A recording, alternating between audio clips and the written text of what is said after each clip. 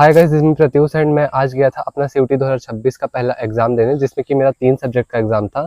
Biology, chemistry और English. और exam मेरा कैसा हुआ है, क्या हुआ, सब कुछ मैं आज आपको इस वीडियो में बताने वाला हूँ। एक्सपीरियंस भी बताऊंगा एंड क्वेश्चन कहाँ से आए थे, कैसे आए थे, किस लेवल के आए थे, सब कुछ मैं आपको बताने वाला हूँ। क्या मेरे एक महीने की मेहनत थी मेरी, वो वर्थ इट हुई या नहीं, या फिर सब कुछ मेरा फ्लॉप बेकार हो चुका है।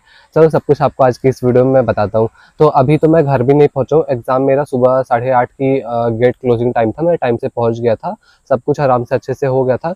बट वहां जाने के बाद फिर सीट वगैरह पे अलॉट हो गया था हमको, हम बैठ गए थे एंड 9 बजे से एग्जाम स्टार्ट हो गया था। बट वहां पर जब एग्जाम स्टार्ट हुआ ना, तो कुछ बच्चों का लॉगिन तक नहीं हो रहा था। इतना ज़्यादा क्योस वहां पर मच रहा था कि अनाउंस हर जगह से हो रहा था कि लॉगिन करवाओ, लेकिन कुछ कुछ जगह पर नहीं हो पा रहा था। बट आफ्टर सम टाइम सब कुछ एकदम नॉर्मल हो गया, सब लोग एग्जाम अपना स्टार्ट कर रहे थे करना। एंड जो मेरा पहला एग्जाम था वो इंग्लिश का था। पहला मेरा इंग्लिश का स्टार्ट हुआ। ऐसा था ना, एक पेपर आपका खत्म होगा, उसके बाद आपका दूसरा वाला स्टार्ट हो जाता था, अपने आप ही वो सब कुछ हो जाता था फटाफट से। एंड इंग्लिश का जब मेरा स्टार्ट हुआ, इतना जल्दी सब कुछ स्टार्ट हुआ एंड मेरा पहला क्वेश्चन शायद वोकैब से ही आया था। एंड वोकैब का मेरा क्वेश्चन आया पहला, मैंने स्किप किया, मेरे को नहीं आ रहा था, क्योंकि वोकैब वाले ऐसे क्वेश्चन आए थे जो वोकैबलरी मैंने कभी आज तक पढ़ी भी नहीं थी। ऐसे ऐसे क्वेश्चन थे वोकैब के, और जो पढ़ा था मैं वो भी कुछ कुछ भूल ही गया था। एंड मोस्ट ऑफ पार्ट में आपको डायरेक्टली बता दूं कहाँ से क्वेश्चन थे, तो रीअरेंजमेंट से सबसे ज़्यादा क्वेश्चन थे। टोटल 6 रीअरेंजमेंट आया था इंग्लिश में।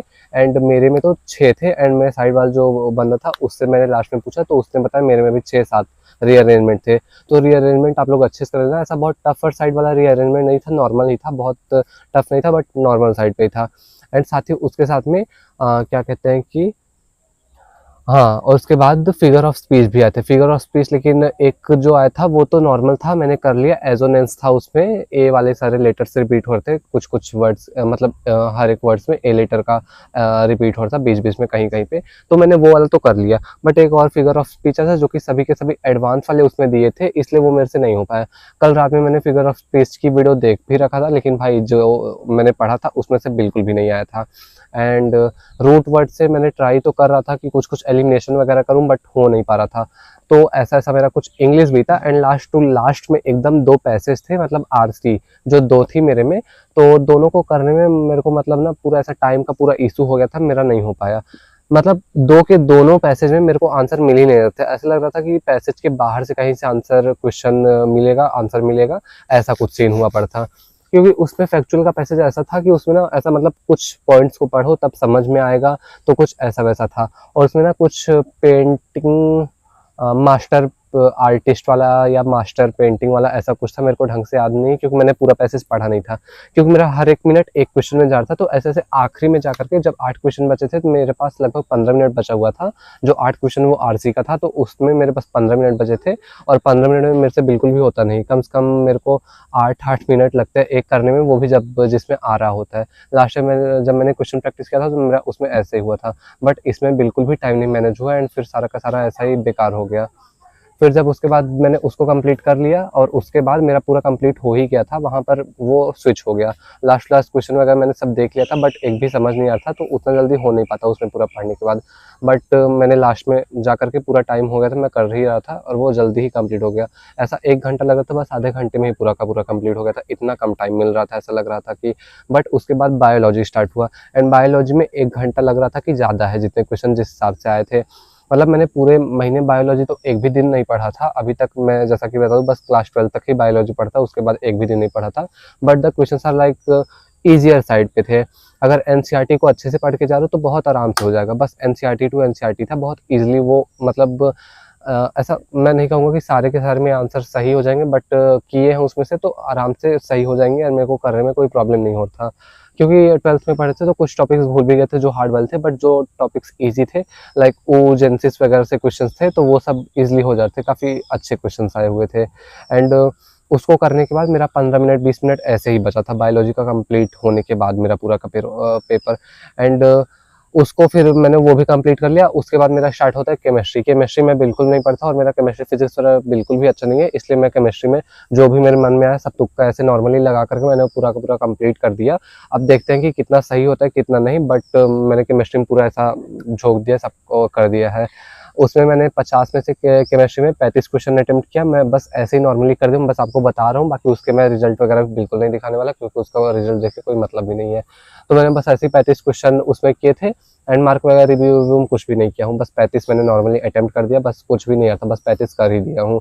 एंड जो पहला एग्जाम था इंग्लिश का, इंग्लिश में मेरे 42 अटेम्प्टेड है, एंड एक अटेम्प्ट मार्क फॉर रिव्यू वाला है, एंड 2 मार्क फॉर रिव्यू है, ऐसा करके है, एंड 2-4 नहीं अटेम्प्ट है, तो ऐसा कैलकुलेट करना हो जाएगा।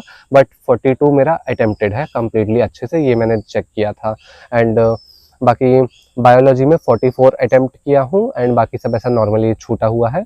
एंड साथ में मैंने फिजिक्स केमिस्ट्री में तो बता ही दिया, 35 मैंने अटेम्प्ट किया। हेलो एल्केन्स वगैरह वाले चैप्टर से थोड़े से थे क्वेश्चंस, एंड रिएक्शन बेस्ड भी काफ़ी सारे क्वेश्चन दिए गए थे, तो रिएक्शन वगैरह अच्छे से कर जाना, हो जाएगा नॉर्मली भी। केमिस्ट्री भी बहुत ज़्यादा हार्ड नहीं थी, बट मॉडरेट टू हार्ड वाले साइड पे थी, तो ऐसा हो गया था मेरा एग्जाम। बट मेरे को इंग्लिश में कुछ भी समझ नहीं आ रहा कि मेरे कितने नंबर आएंगे, कितने हैं, तो एक्सपेक्टेड कुछ भी नहीं है। एंड आई डोंट नो कि आगे क्या होने वाला, रिजल्ट वगैरह में क्या कैसे होगा मुझे नहीं पता। अभी जीआईटी के लिए पढ़ना है, एंड मेरा एक दोस्त भी जीआईटी का एग्जाम आज दिया था, तो उसी से पूछाते हैं कि कैसा हुआ है पेपर, कैसा नहीं हुआ है। हाय गाइस, तो यही है मेरा दोस्त जिसका आज जीएटी का एग्जाम था, और बाकी जो दोनों एग्जाम थे वो सेम टू सेम हमारा भी था, बायोलॉजी और केमिस्ट्री इसका भी था। तो जीएटी का एग्जाम होने से पहले कुछ इसके एग्जाम सेंटर पे क्योस मचा था, लाइक ऐसा कुछ हुआ था, मैं आपको अभी बताता हूँ, और ये फिर यही बता देगा, क्योंकि उसमें ना बहुत झमेला हो गया था, मेरे को नहीं पता था ऐसा कुछ हुआ था। एंड वो मेरे सेंटर पे आया तब मेरे को ऐसा सब पता चला कि क्या क्या हुआ था वहाँ पर। तो अभी हम बताते हैं आपको। देखो, इसके नाम में ना कुछ मिसमैचिंग हो गई थी, एंड वहाँ पर ना प्रॉब्लम हो गई थी, तो वो यही बता पाएगा, मेरे को उतना अच्छे समझ भी नहीं आया। बताओ, कोई नहीं देख रहा है, बस ऐसे नॉर्मली बता डालो। हेलो गाइज, हमारे नाम में मतलब कि हमारा नाम प्रिंस गिरी है। हमारे मतलब कि एडमिट कार्ड में राजकुमार गिरी दिया था, इसलिए हम जब सेंटर पे पहुंचे तो वहाँ पे जो सब लोग देख रहे थे हमारा एडमिट कार्ड, जब चेकअप हुआ तो उसमें हमारा नाम मतलब मिसमैचिंग था, इसलिए तो उन लोगों ने मुझे बाहर कर दिया। फिर हमने बाहर गया साइबर क्राइम पे, तो वहाँ पे अपना दिखाया, उन लोगों ने फिर से वही मुझे एडमिट कार्ड निकाल के दे दिया राजकुमार गिरी। फिर वहाँ के जो प्रिंसिपल थे उन्होंने मेरा देखा, फिर वहाँ अपने कंप्यूटर सेंटर में जाके मेरा नाम एडिट कर दिया। फिर मैंने मतलब कि बहुत टेक्निक से लगा के उन लोगों ने मेरा एग्ज़ाम दिलवाया, जो कि मेरा जीएटी था। मैंने जीएटी में क्वांट और रीजनिंग से बहुत कम ही क्वेश्चन पूछा गया था।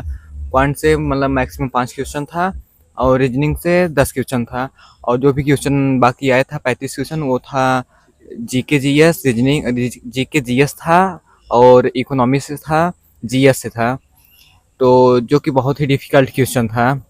तो मैंने अटेम्प्ट किए हैं 42 क्वेश्चन किए हैं, जिसमें से 8 क्वेश्चन मेरा गलत ही होगा, और जो बाकी है वो सब सही ही है।